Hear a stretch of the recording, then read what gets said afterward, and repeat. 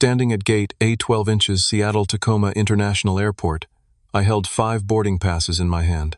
The morning sun streamed through the floor-to-ceiling windows, illuminating 200 passengers waiting for Hawaiian Airlines Flight 447 to Honolulu. I was 32 years old, a software engineer, and I had just spent 3 months saving $15,000 for this trip. It was supposed to be a celebration of my parents' 35th wedding anniversary. My sister Amanda suddenly stepped in front of me, her face twisted with rage. She screamed that I had ruined everything by booking cheap seats. Then she slapped me hard across the face. The sound echoed through the terminal. Everyone stared. My parents, Roger and Linda, immediately turned on me, calling me selfish and inconsiderate. I said nothing. I walked calmly to the ticket counter and quietly canceled 4 tickets. I kept only mine. The gate area emptied as passengers boarded the plane. I stood there alone, my cheek still burning from the slap, holding a single boarding pass with my name on it. The airline staff gave me sympathetic looks but said nothing. My phone started buzzing in my pocket, but I ignored it. I needed to think about how I had gotten to this moment. 3 months earlier, I had been sitting in my apartment in the Fremont neighborhood, scrolling through my banking app after receiving my annual bonus. I worked for a mid-sized tech company downtown, and the bonus had been generous that year. As I looked at the numbers, I thought about my parents. 35 years of marriage. They had raised me and Amanda in a small house in Tacoma, working hard to give us everything they could. My father had been a mechanic, my mother a school secretary. They deserved something special. I started researching Hawaii trips that night. I compared resorts, read reviews, calculated costs. I wanted it to be perfect. Premium economy seats on Hawaiian Airlines. Not first class, but definitely comfortable. A 4-night stay at a beautiful resort in Maui with ocean views, rental car, restaurant reservations, activities like snorkeling and a sunset dinner cruise. I put together a complete itinerary. Growing up, I had always been the responsible one. While Amanda drifted through high school with average grades and big dreams, I studied hard, earned scholarships, and worked 2 jobs to pay my way through the University of Washington. I graduated with a degree in computer science and landed a good job within 3 months. Amanda, on the other hand, had enrolled in community college twice and dropped out both times. My parents paid her tuition each time. She was 28 now and still living in their house rent-free. The pattern had always been there. I just had not wanted to see it. When Amanda needed money for a car down payment, I lent her $3,000. She never paid it back. When she wanted to start a photography business that failed within 6 months, I helped her buy equipment, another $2,000, never repaid. My parents always praised me for being such a good brother, but they never asked Amanda to take responsibility. I booked the Hawaii trip anyway. I wanted to believe that this grand gesture would finally show my parents that I cared, that I was valuable to this family beyond just being the stable, reliable one who fixed problems and lent money. I chose May for the trip, a month with good weather and lower tourist crowds. I reserved a 2-bedroom suite at the resort so my parents could have privacy, while Amanda and I would each have our own beds in the second room. 2 weeks before the trip, I told everyone about it over Sunday dinner at my parents' house. I handed them printed itineraries in nice folders. My mother cried and hugged me. My father shook my hand firmly and said he was proud. Amanda flipped through the folder with a frown, then asked why I had not booked first-class seats. I explained that premium economy was comfortable, and the price difference would have been $4,000 more. Money I thought would be better spent on activities and nice dinners. She rolled her eyes and said I was always cheap. My mother laughed it off as Amanda being Amanda. My father said the seats would be fine, but Amanda kept bringing it up over the next 2 weeks. She sent me texts asking if it was too late to upgrade. She called me at work to complain that her friends always flew first class to Hawaii. She posted on social media about how she was going to Hawaii but wished the flights were nicer. I ignored most of it. I was used to Amanda's complaints. She had always been demanding, always wanted more, always made everything about her. What I did not expect was the airport meltdown. That morning, we all met at the departures level at 5:30. The flight was at 7:15. I had all the boarding passes on my phone and had printed backup copies. As we checked our luggage, Amanda started in again about the seats. She had apparently looked up the flight configuration online and saw that first class had lie-flat seats. She loudly announced to the baggage handler that her brother was too cheap to upgrade the family. My mother told her to stop complaining. My father said we should just be grateful for the trip, but Amanda would not let it go. As we walked to security, she kept making comments. By the time we reached the gate, she was in a full rage. She accused me of deliberately humiliating the family by booking inferior seats. She said I always did things halfway, never committed fully to anything. That was when she slapped me. Right there, in front of everyone. The smack was so loud that conversation stopped. Parents with small children stared. Business travelers looked up from their phones. A gate agent started walking toward us. My face stung, and I felt heat rising to my cheeks, not just from the slap, but from the humiliation. I waited for my parents to defend me, to tell Amanda she had crossed a line. Instead, my mother said I should have discussed the seating arrangements with everyone before booking. My father said I needed to be more considerate of what people wanted. Amanda stood there with her arms crossed, vindicated. Something inside me snapped. Not in an angry, explosive way, in a quiet, clear way. I turned and walked to the ticket counter. The agent, a woman in her 50s with kind eyes, asked if I was okay. I told her I needed to make changes to my reservation. She pulled up my confirmation number. I asked her to cancel 4 of the 5 tickets and keep only mine. She looked confused and asked if I was sure. I said I had never been more sure of anything. She processed the cancellation. The tickets were non-refundable, but the airline issued credits to my account for future travel. $12,000 in credits, just like that. She handed me my new boarding pass for a single passenger. I thanked her and walked back to the gate area. My family was already in line to board. They had not even noticed I was gone. I sat down in a chair far from the boarding line and watched them shuffle forward with their carry-on bags. My phone started ringing. My mother's name flashed on the screen, then my father's, then Amanda's. I let them all go to voicemail. Over the airport PA system, a calm voice announced that 4 passengers had been removed from Flight 447 to Honolulu due to ticketing issues. I watched as a gate agent called my parents and Amanda to the side. I saw the confusion on their faces, then the shock, then the anger. My mother started gesturing wildly.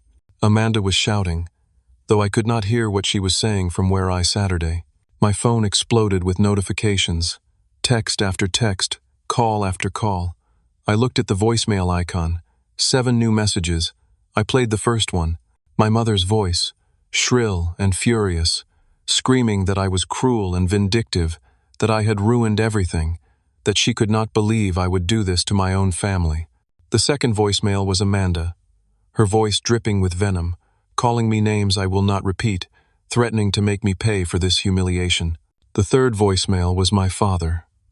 His voice was cold, disappointed, measured. He said he expected better from me, that this was childish and petty, that I had embarrassed them in public. Not one of them asked why I had done it. Not one of them acknowledged the slap or their immediate defense of Amanda. Not one of them apologized. I deleted the voicemails. I blocked their numbers temporarily, just for the day. I needed peace. The gate agent called my boarding group. I stood up, grabbed my backpack, and walked to the line.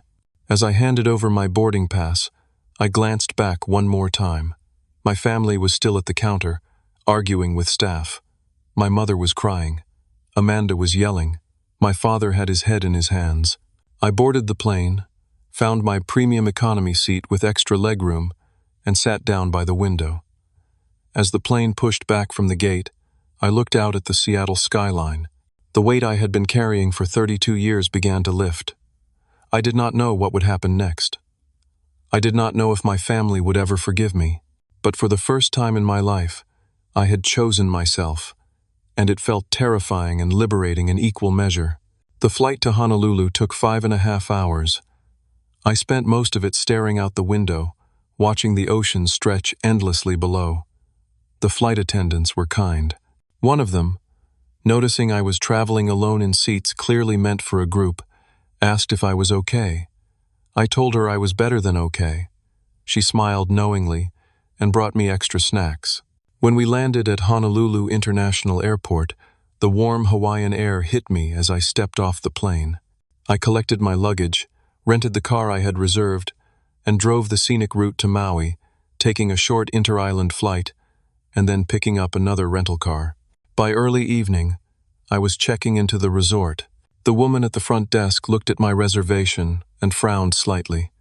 She asked if the rest of my party would be arriving later. I told her it would just be me. She nodded professionally and handed me 2 key cards for the Ocean View suite. The room was stunning.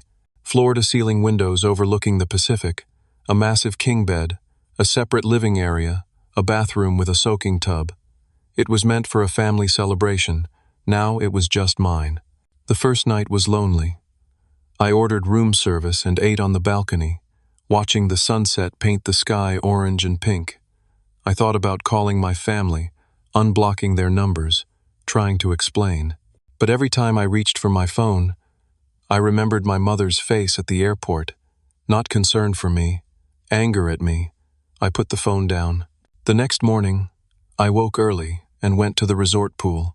It was barely 7, and only a few people were there.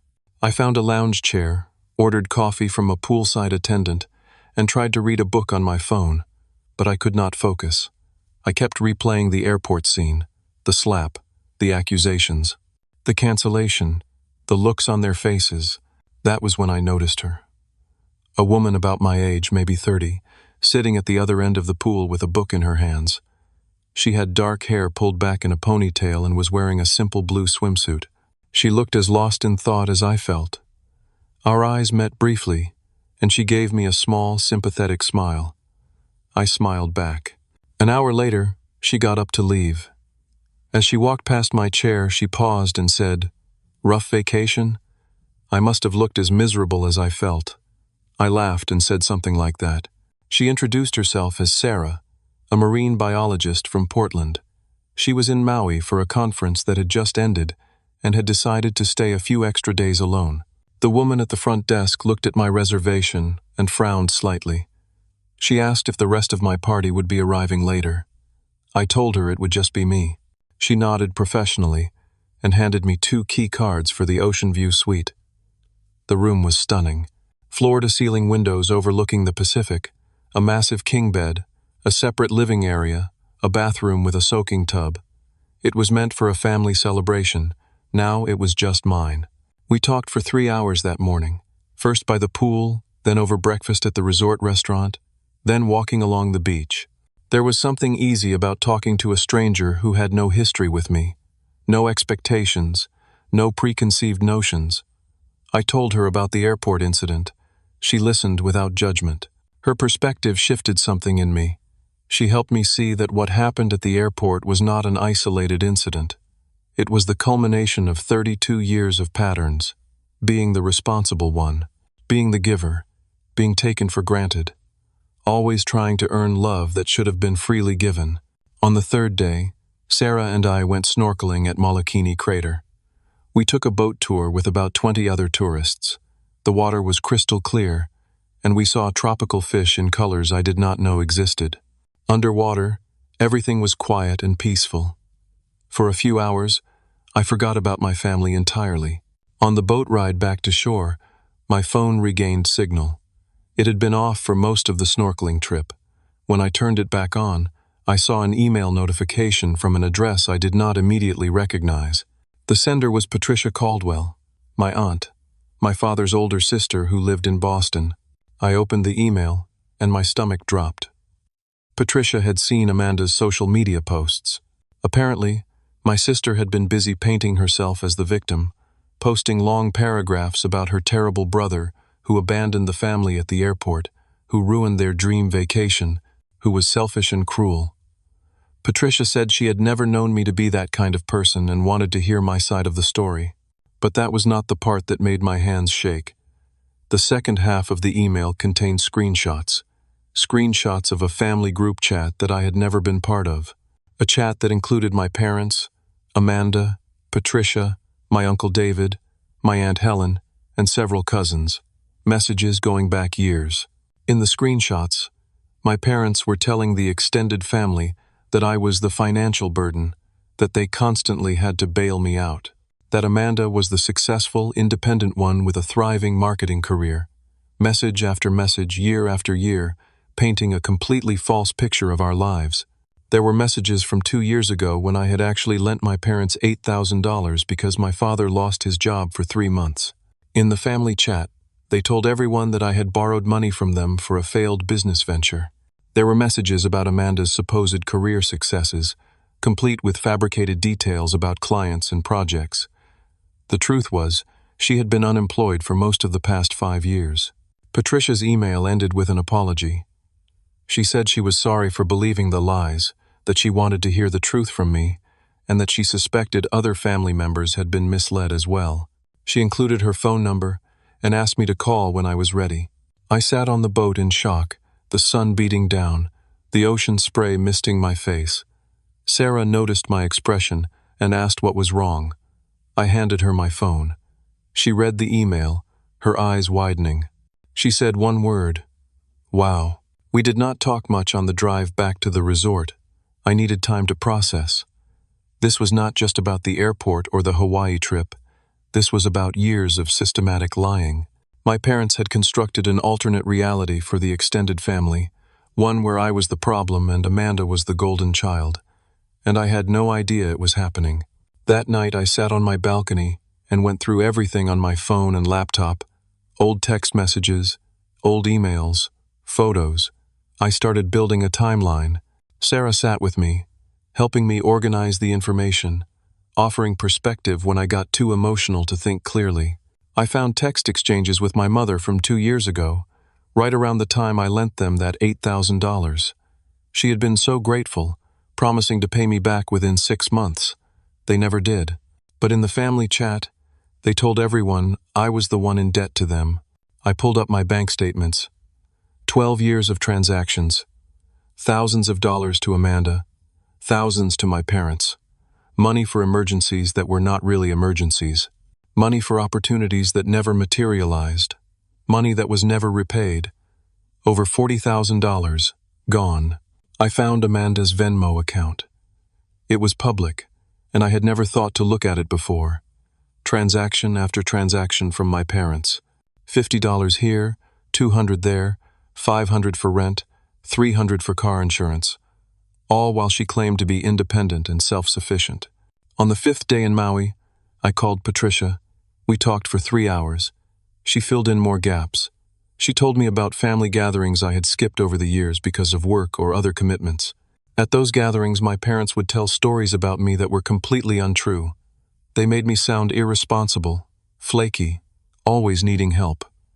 They made Amanda sound ambitious and driven. Patricia said she always felt something was off, but she had no reason to doubt her own brother until she saw Amanda's social media meltdown about the airport. That finally made her question the narrative. She started asking other family members what they knew. The stories did not add up, so she reached out to me. Then Patricia told me something that made my blood turn cold. My grandmother, my father's mother, had passed away 8 years ago. In her will, she left an inheritance to be split evenly between me and Amanda, $50,000 each. My parents were the executors of the estate. They told me my share had been used for my college expenses, that Grandma had wanted it that way. I believed them. I was 24, just starting my career, and I trusted my parents completely. Patricia still had copies of the actual will and the bank transfer records. Grandma's instructions were crystal clear. The money was to go directly to me and Amanda when we each turned 25, no strings attached. It was not supposed to touch college expenses or anything else. It was meant to help us start our adult lives. Patricia sent me the documents. I opened them on my laptop. There it was, in black and white. $50,000 transferred to an account in my name that I had never known existed. And then, 3 months later, $50,000 transferred out to pay off Amanda's credit card debt and buy her a used Honda Accord. My parents had forged my signature on the transfer authorization. I never saw a penny of my inheritance. I could barely breathe. Sarah put her hand on my shoulder. She asked if I was okay. I was not okay. This was not just favoritism or poor parenting. This was fraud. This was theft. This was calculated, deliberate, criminal. I spent the rest of the evening going deeper. I found an old email folder I had not looked at in years. Buried in hundreds of messages was one that had been forwarded to me by accident. It was from 4 years ago. The subject line was E situation, which I now realized meant Elton situation. The email was a thread between my parents and Amanda. They were discussing how to get me to pay for Amanda's latest failed business idea, a boutique clothing store she wanted to open. The language was chilling, strategic, calculating. My mother wrote about how I was a people pleaser, how guilt would motivate me, how they just needed to frame it right. My father added that they had raised me to prioritize family, so I would not say no. Amanda's response was the worst. She wrote, "He's so desperate for your approval. This will be easy. Just make him feel like a hero, and he'll hand over the money." The email was dated 3 days after a family dinner, where they had made me feel special for agreeing to help Amanda with her business plan. I had given her $5,000 for that store. It closed within 4 months. I sat there in that beautiful Hawaiian resort room, looking at evidence of years of manipulation, and I felt something break inside me. Not my spirit, my illusions, the fantasy that my family loved me, the belief that I mattered to them beyond what I could provide. It all shattered. Sarah did not try to comfort me with empty words. She just sat with me. Eventually, she said, "What do you want to do?" I did not have an answer yet, but I knew I could not go back to the way things were. That version of Elton, the one who accepted crumbs and called it love, was gone. I could barely sleep that night. Every time I closed my eyes, I saw those emails, my mother's words, my father's calculation, Amanda's contempt. By sunrise, I was back on the balcony with my laptop, going through everything again, making sure I had not misunderstood. Sarah knocked on my door at 7 with coffee and bagels from the resort cafe. She had given me space the night before, but now she was here, ready to help however I needed. We spread everything out on the coffee table, bank statements, email printouts, screenshots of the family chat Patricia had sent, the will documents, transfer records. It looked like a detective's evidence board.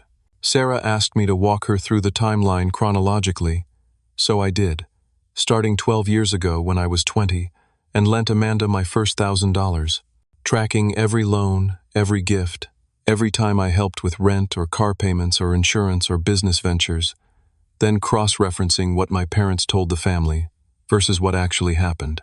The pattern was unmistakable. Every time I helped someone financially, my parents would spin it in the family chat as them helping me.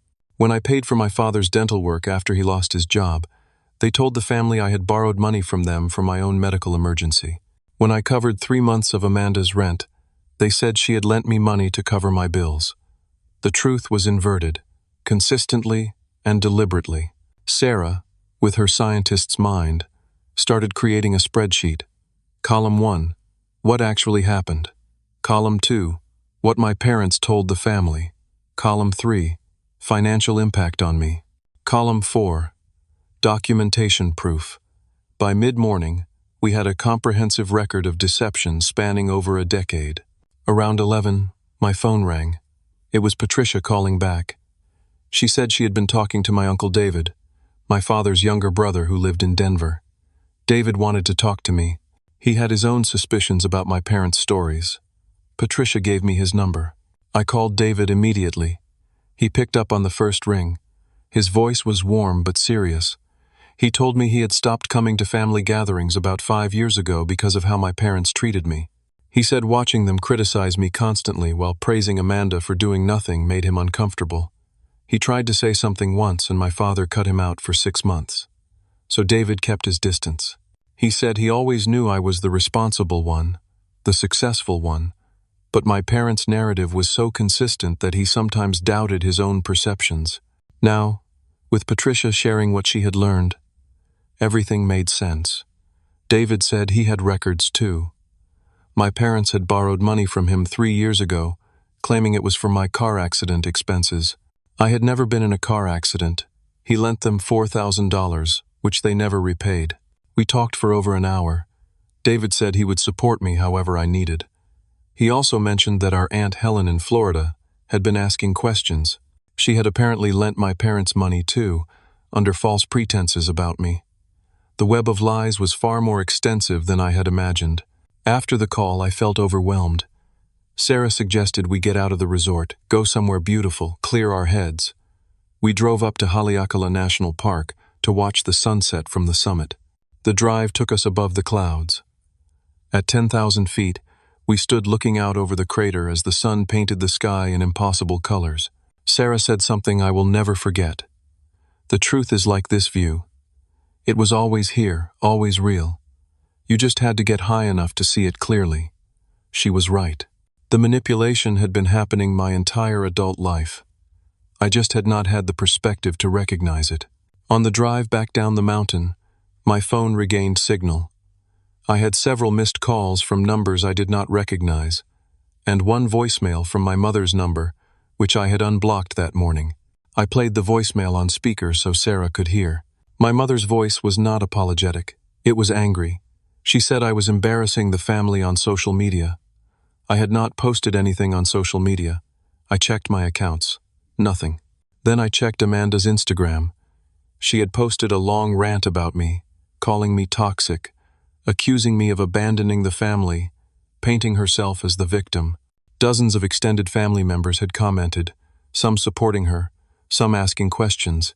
Then I saw that I had been tagged in a post by my cousin Jennifer, a lawyer in Chicago. Jennifer had posted a simple message: before you judge someone, make sure you have the full story.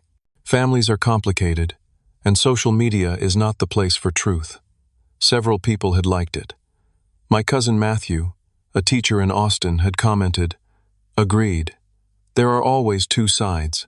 I realized the family was splitting. Some believed Amanda's version, others were starting to question it, and my mother was panicking because the narrative was slipping out of her control. My mother's voice was not apologetic. It was angry. She said I was embarrassing the family on social media. I had not posted anything on social media. I checked my accounts. Nothing. Then I checked Amanda's Instagram. She had posted a long rant about me, calling me toxic, accusing me of abandoning the family, painting herself as the victim. Dozens of extended family members had commented, some supporting her, some asking questions. I did not respond to the voicemail. Instead, I made a decision. I posted something on my own social media for the first time in months. Just a simple message. Sometimes the greatest gift you can give yourself is distance from people who diminish you. Hawaii taught me that. Grateful for new perspectives. I included a photo Sarah had taken of me at the Haleakala summit, the sunset behind me, a genuine smile on my face. That night, back at the resort, I received 3 calls from my parents' number. I did not answer. They left voicemails. The first was my mother, still angry, demanding I take down my social media post. The second was my father, telling me I was making things worse. The third was Amanda, calling from their house, screaming into the phone. I listened to Amanda's voicemail on speaker. She was furious that I was trying to turn the family against her. She said I was a liar and a manipulator. She said I deserved that slap and worse. She said she would make sure everyone knew what kind of person I really was. Not once did she acknowledge anything she had done. Not once did she consider that maybe, just maybe, she was wrong. Within 2 hours, the post had over 100 likes and dozens of comments. Extended family members I had not heard from in years were reaching out. My cousin Jennifer called me directly. She said she had been suspicious of my parents' stories for a long time. She worked in family law and had seen too many cases of financial manipulation to ignore the red flags. She asked if I needed legal representation. I told her I might. On my last day in Maui, I sat on the beach with my laptop and composed an email. I sent it to Patricia, David, Jennifer, and Matthew. In it, I laid out everything. The loans that were never repaid, the inheritance that was stolen, the lies told to the family, the manipulation. I attached documentation for everything. Bank statements, emails, transfer records, screenshots. I told them I was not asking them to take sides. I was simply asking them to know the truth. Within hours, I got responses. Patricia was heartbroken and furious. David was not surprised but was still angry. Jennifer said I had grounds for legal action and offered again to help. Matthew said he had his own stories about my parents bad-mouthing him when he set boundaries. The support was overwhelming and unexpected. But I also got messages from family members who sided with my parents. Two of my aunts, both of whom were financially dependent on my parents for various reasons, sent me angry messages saying I was destroying the family. A cousin I barely knew accused me of being vindictive. The family was fracturing along lines of truth and loyalty, and it was painful to watch. Sarah and I had our last dinner in Maui, at a small restaurant overlooking the ocean. She was flying back to Portland the next day, and I was heading back to Seattle. We had only known each other for a week, but it felt like much longer. She had been a lifeline during the hardest week of my life. She asked me what I was going to do when I got home. I told her I did not know. Part of me wanted to pursue legal action to get my inheritance back. Part of me wanted to just walk away and never speak to my parents or Amanda again. Part of me still hoped for some kind of reconciliation, though I knew that was probably fantasy. Sarah said something wise. You don't have to decide everything right now. Take your time. Process. Heal. The truth is out there now. Let it do its work. We exchanged numbers and promised to stay in touch. I meant it. She had shown me what healthy boundaries looked like, what it meant to choose yourself.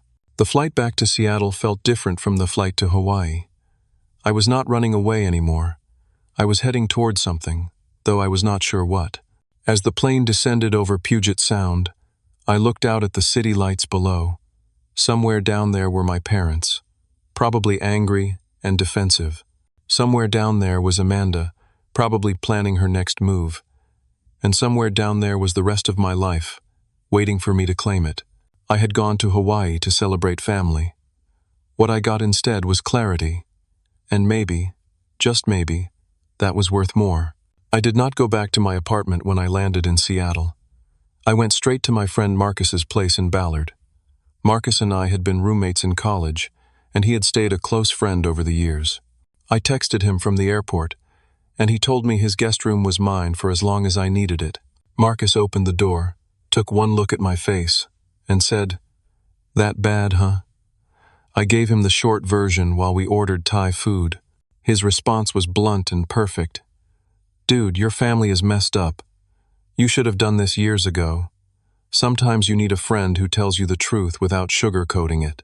I spent the first few days back in Seattle just decompressing. I went to work, kept my head down, avoided my apartment because I knew my parents had a key and might show up. My phone continued to blow up with messages from family members on both sides of the growing divide. I responded to the supportive ones and ignored the hostile ones. A week after I returned, I got a call from Jennifer. She had been reviewing all the documentation I sent her and consulted with a colleague who specialized in estate law. She said I had a solid case for recovering my inheritance, plus interest. She also said the statute of limitations had not run out on the fraud. If I wanted to pursue this legally, she would represent me pro bono.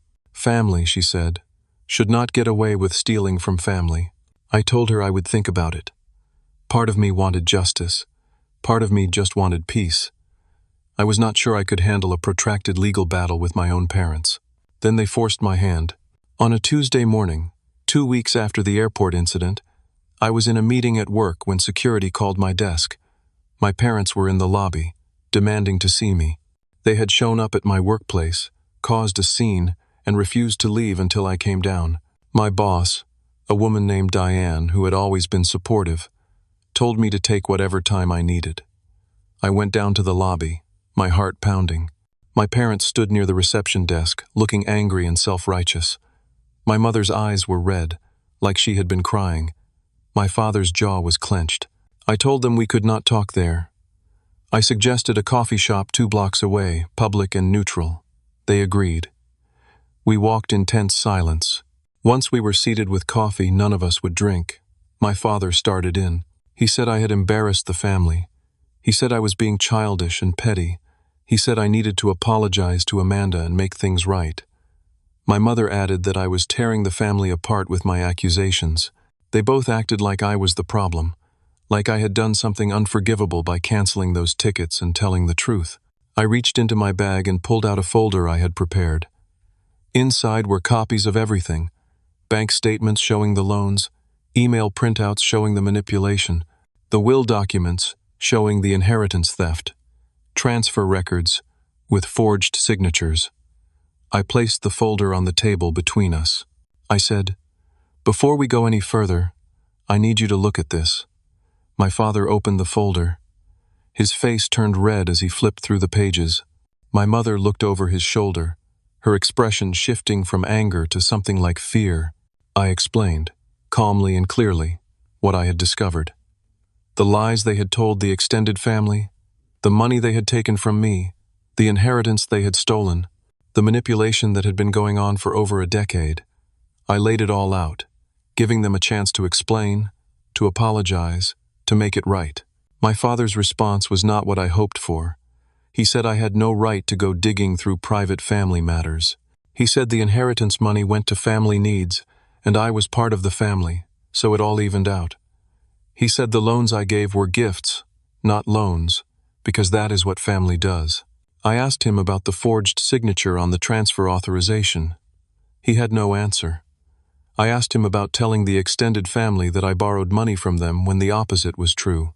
He said I was taking things out of context. My mother tried a different approach. She started crying, saying she could not believe I would be so cruel to my own mother, that she had sacrificed everything for me. I felt nothing. No guilt, no sympathy, just clarity.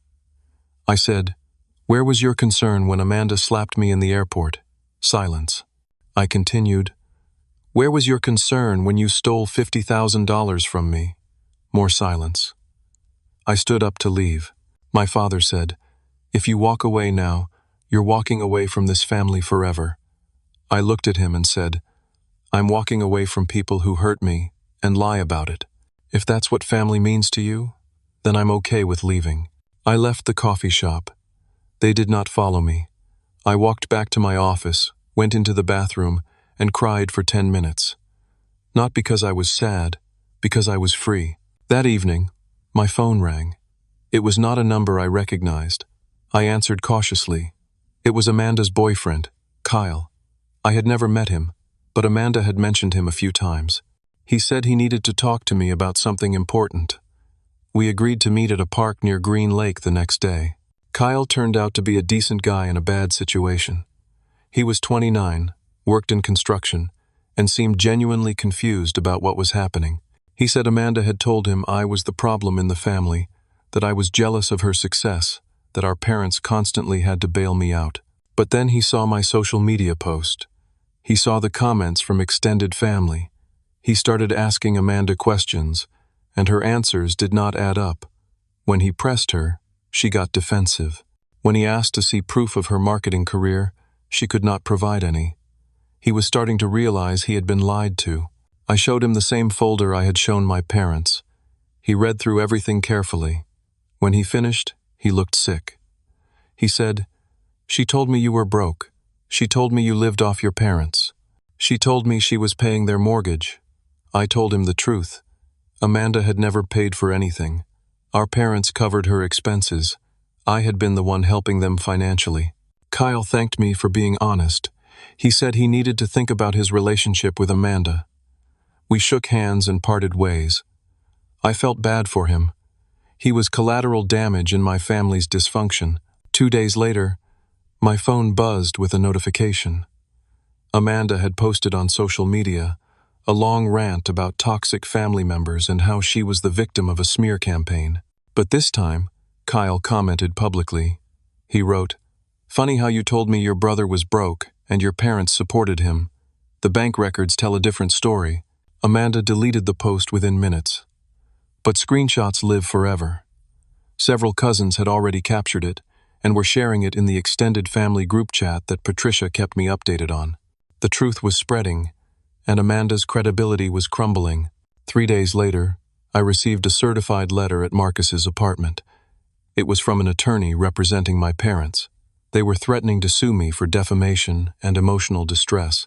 The letter claimed I had spread malicious lies about them, damaged their reputation, and caused them severe psychological harm. They demanded I issue a public apology and pay them $20,000 in damages. I read the letter twice, then called Jennifer. She read it over the phone and started laughing. "This is the stupidest legal threat I have ever seen," she said. "They are basically admitting the facts in their complaint. They are just claiming you should not have told anyone." She offered to represent me, not just for defense but for a counterclaim. She drafted a formal demand letter for the return of my inheritance, plus 12 years of interest, along with repayment of documented loans. The letter included every piece of evidence we had. It also included a warning. If my parents proceeded with their defamation suit, I would countersue for fraud, theft, forgery, and intentional infliction of emotional distress. Jennifer filed the letter with a civil court and had it served to my parents. She said we would wait for their response.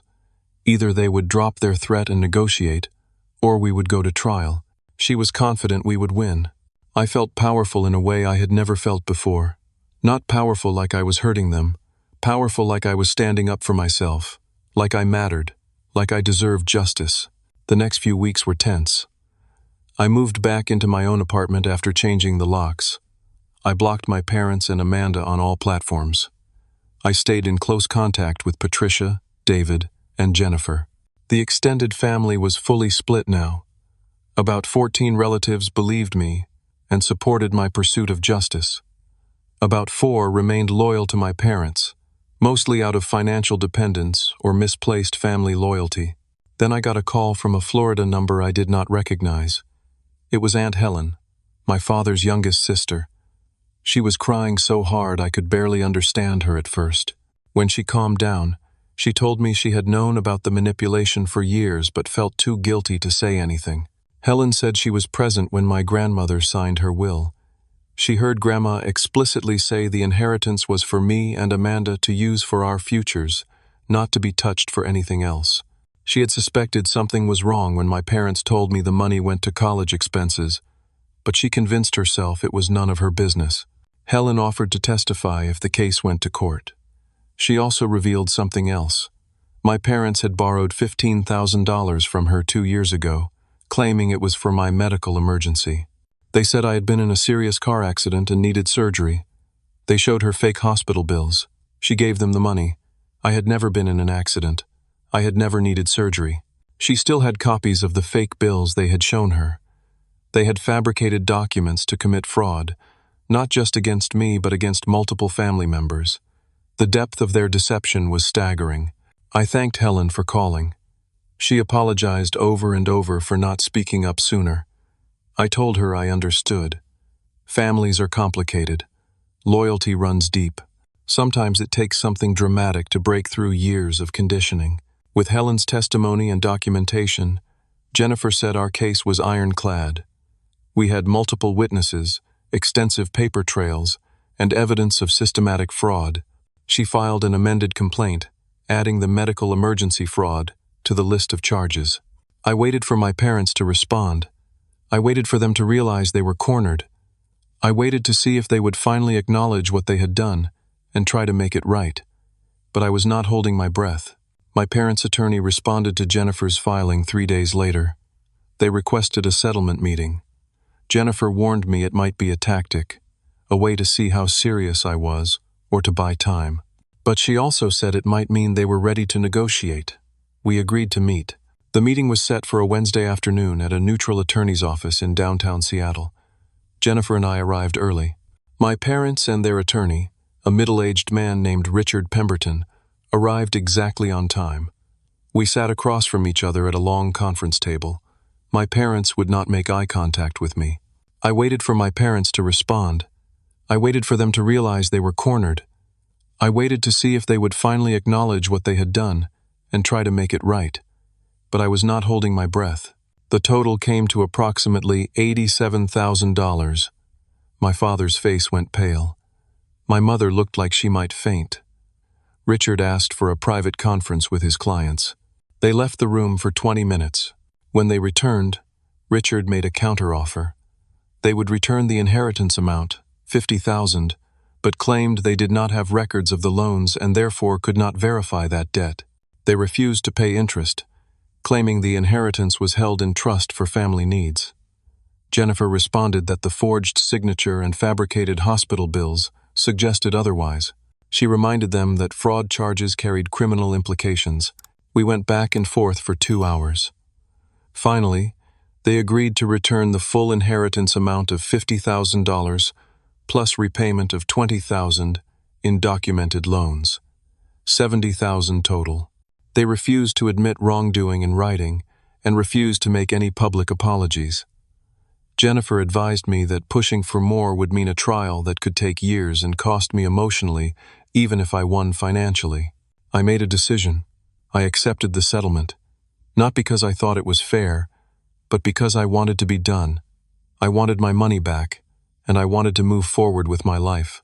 We signed the agreement that day. They had 30 days to make the payments. As we were packing up to leave, my father finally looked at me. He said, "You have destroyed this family."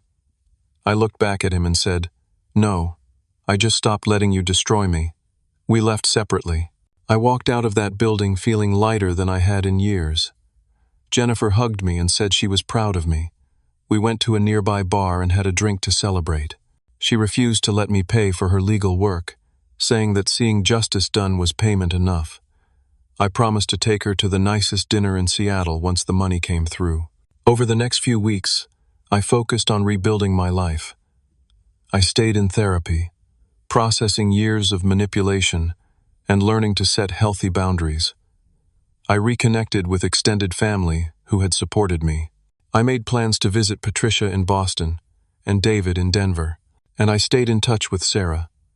We talked on the phone twice a week, long conversations about everything and nothing. She was considering a job opportunity in Seattle with a marine research institute. We were taking things slow, but there was definitely something there. 28 days after the settlement, I received a wire transfer for $70,000. My parents had paid 1 day before the deadline. There was no note, no message, just the money. I stared at my bank account balance, feeling vindicated and sad at the same time.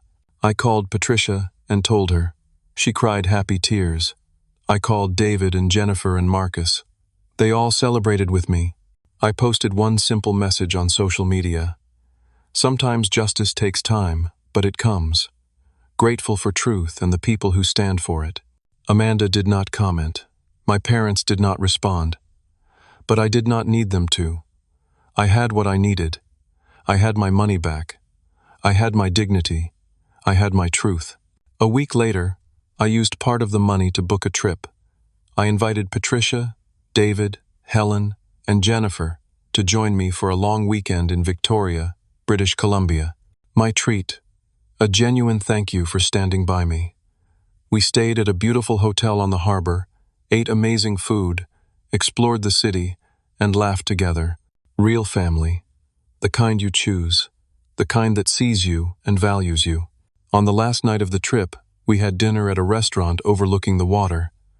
Patricia raised her glass and said, "To Elton, who taught us all what courage looks like." We toasted.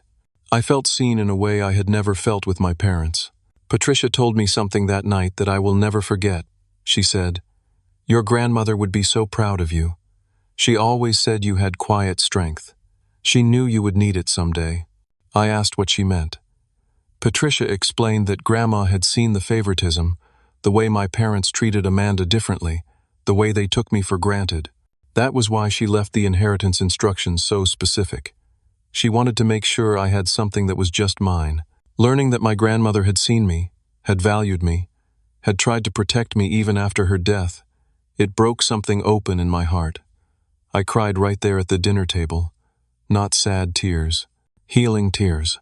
Returning to Seattle after the Victoria trip felt different. I was not the same person who had stood in that airport 3 months ago.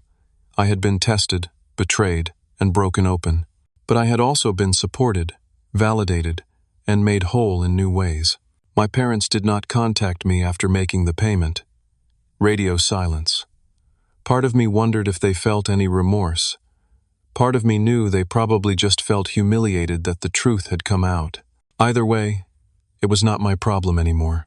2 days later, I received a letter in the mail. Not certified, not legal, just a regular envelope with my mother's handwriting. Inside was a handwritten note. It was not an apology. It was a plea. She wrote about how family is supposed to forgive, how I was destroying relationships that had taken decades to build, how I was hurting people who loved me. Some people believed them. My Aunt Carol, who had always been close to my mother, sent me a long email calling me heartless. My cousin Brian, who barely knew me, posted something on social media about how younger generations did not understand family loyalty.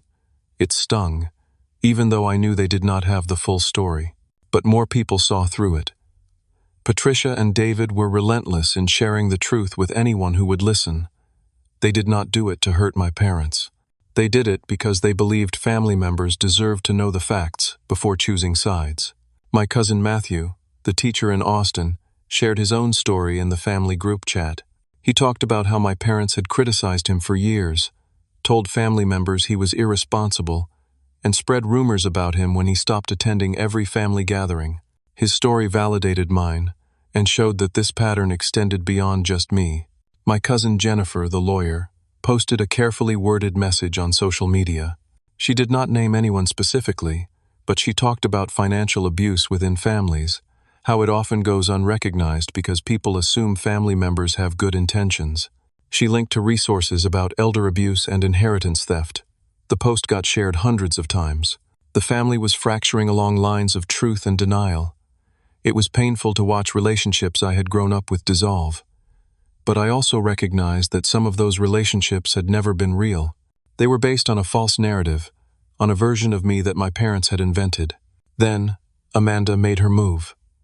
She posted a long rant on Instagram, calling me toxic and abusive.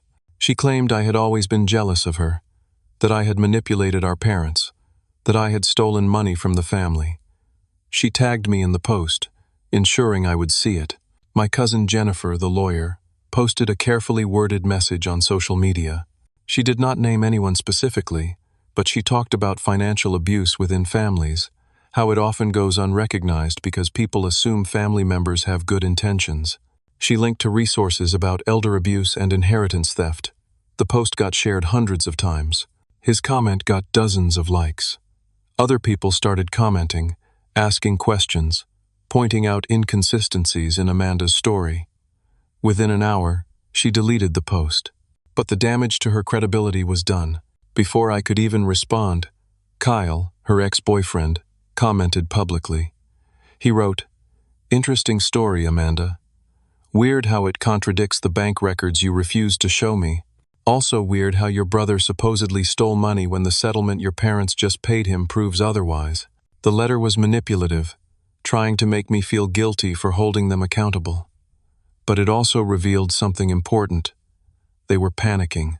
The family they had controlled through fear and obligation was slipping away. People were asking questions they could not answer. I did not respond to the letter. I had said everything I needed to say in that coffee shop and in that settlement meeting. The rest was up to them. A week later, Jennifer called me. She had received a letter from my parents' attorney. They were threatening to sue me again, this time for defamation based on things extended family members had said in the group chat. The letter claimed I had orchestrated a smear campaign against them. Jennifer read the letter and laughed. "This is even dumber than the first one. They are threatening to sue you for things other people said. That's not how defamation works." She drafted a response pointing out the obvious legal flaws and reminding them that truth is an absolute defense to defamation. She added that if they continued with frivolous legal threats, we would pursue sanctions and additional damages for harassment. They never followed through with the lawsuit. It had been a bluff, a desperate attempt to scare me into silence. It did not work. 3 weeks after the Instagram incident, I got a call from a number I did not recognize. It was Amanda. My first instinct was to hang up, but curiosity got the better of me.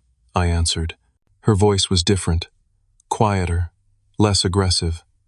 She said she wanted to talk, just the two of us, No parents involved. Against my better judgment, I agreed to meet her for coffee.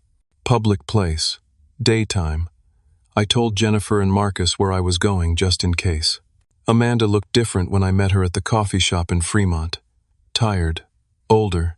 She had lost weight. She ordered a latte, and we sat in uncomfortable silence for a minute before she spoke. She did not apologize for the slap. She did not apologize for the lies.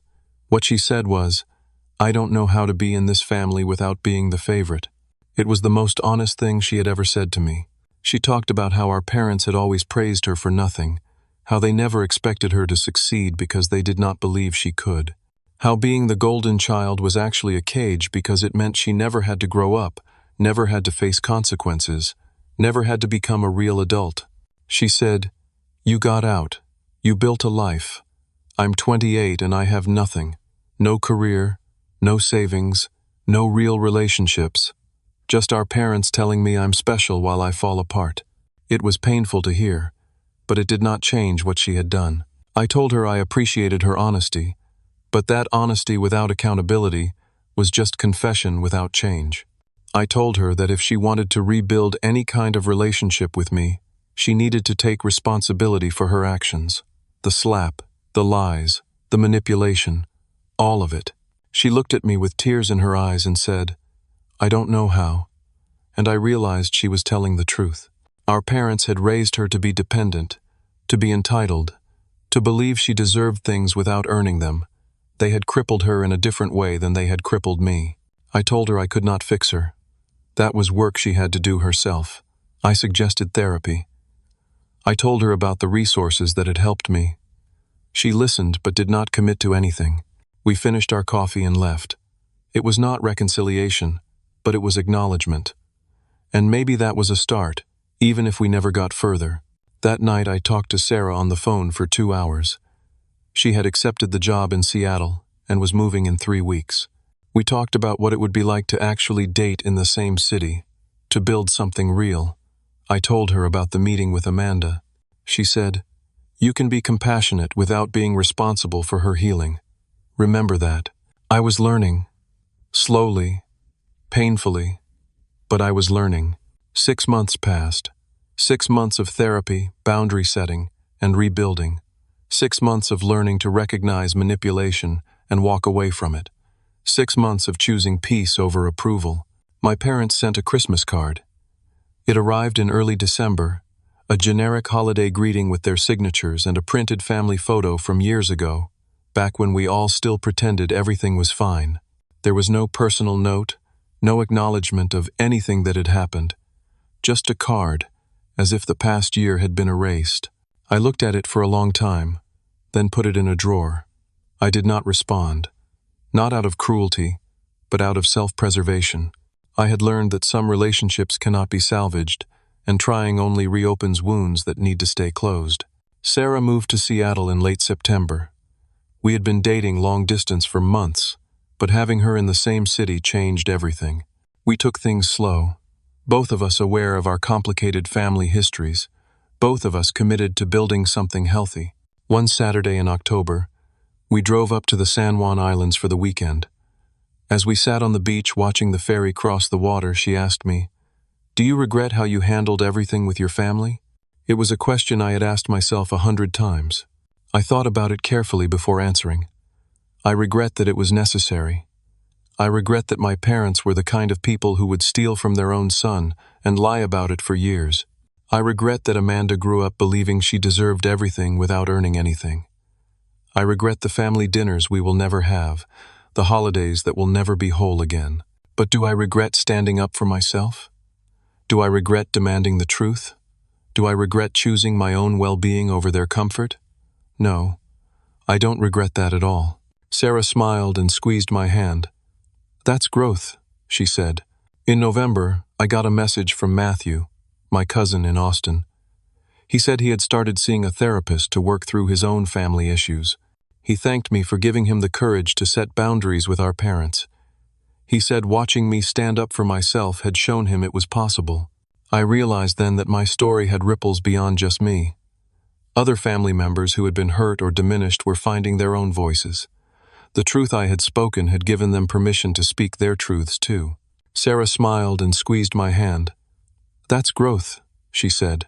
In November, I got a message from Matthew, my cousin in Austin. He said he had started seeing a therapist to work through his own family issues. He thanked me for giving him the courage to set boundaries with our parents. He said watching me stand up for myself had shown him it was possible. Jennifer helped me set up the fund legally. At the small launch event, I talked about my grandmother's quiet strength and her belief that education could change lives. I did not mention my parents or the stolen inheritance. I did not need to.